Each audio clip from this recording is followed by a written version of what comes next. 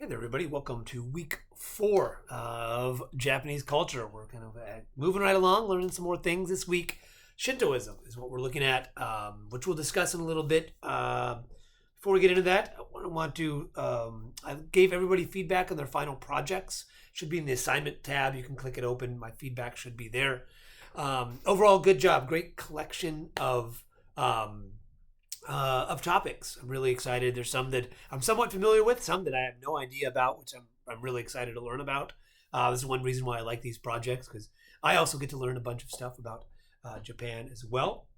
Kind of some overarching broad points I think I made in many people's topics and ideas, and that's fine because this is sort of the beginning of your ideas anyway. But try as you kind of start researching, see how you can maybe narrow down some of your topics. Again, your final project's only a sort of short paper and a presentation, so just keep that in mind. You want to make sure these are manageable, so don't try to bite off more than you can chew on this.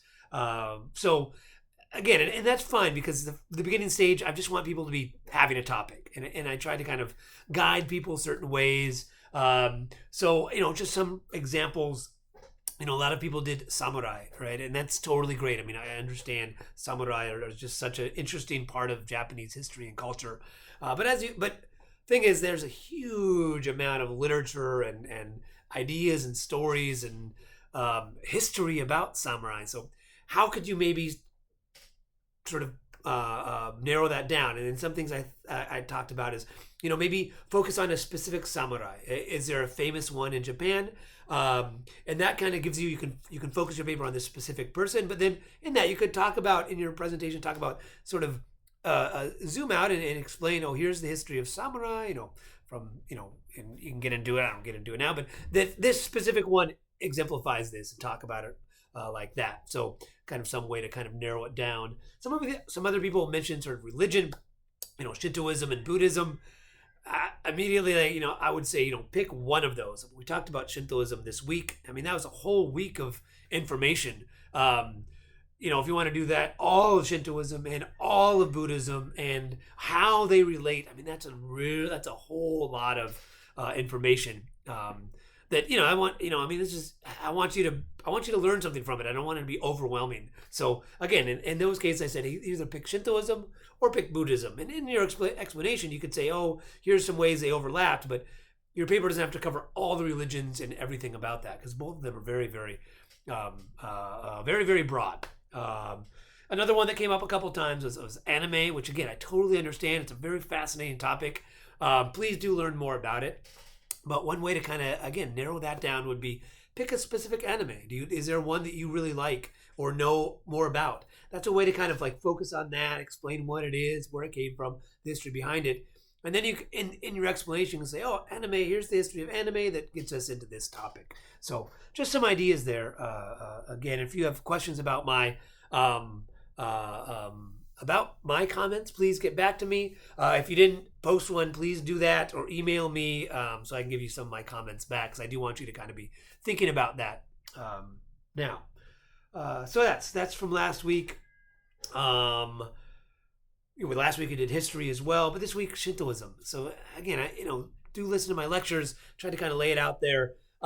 Shintoism is a little bit different than sort of Western religion, if you will. I mean, the big main difference is there's no like Shinto Bible. There's not like a text where that you can sit down and here's all the beliefs, and here's what, here's the prayers, and, you go to church on Sunday, and, it's not quite that. It's much more nature based.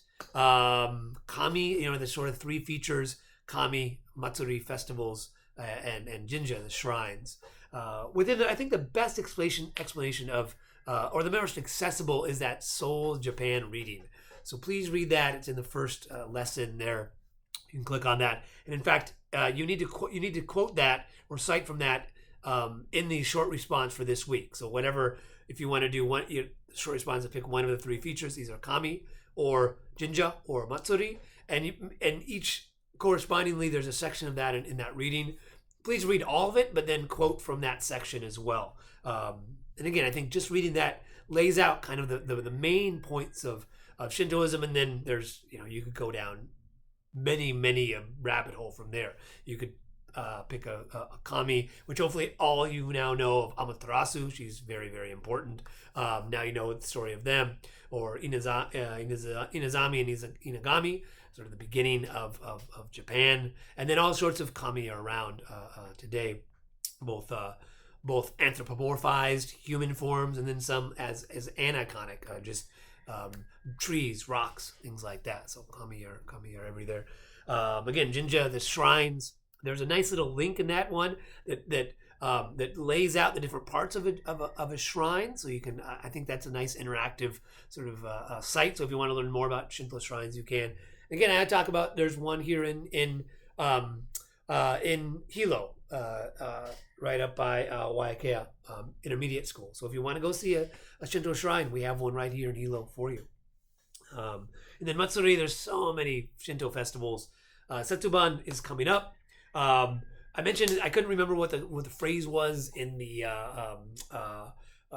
lecture, but when you throw the beans at the spirit, you say Oni wa soto, fuku wa uchi, which is like get out, demon, and then come in, good luck. So, and you just, all the kids run around and throw it. It's really fun, and the demons run around. It's kind of a fun one, and it brings in spring, the end of winter, and a new, and kind of correlates with the Lunar New Year as well. So brings in this new time. And there's tons of Shinto festivals all over. So there's some big ones I kind of mentioned, but there's also some smaller ones, localized ones as well. Yeah. And so this week, and within each lesson, I try to put a bunch of videos. I mean, the lessons are kind of short. My lectures are rather short, just kind of the main points. I tried to include a lot of videos, so watch those, and some websites and some extra reading. So get in that. But the big reading, make sure everyone reads Soul of Japan. Includes it in your short response. Again, just choose one of those three and elaborate in a little more depth. Great. Have a good rest of your week.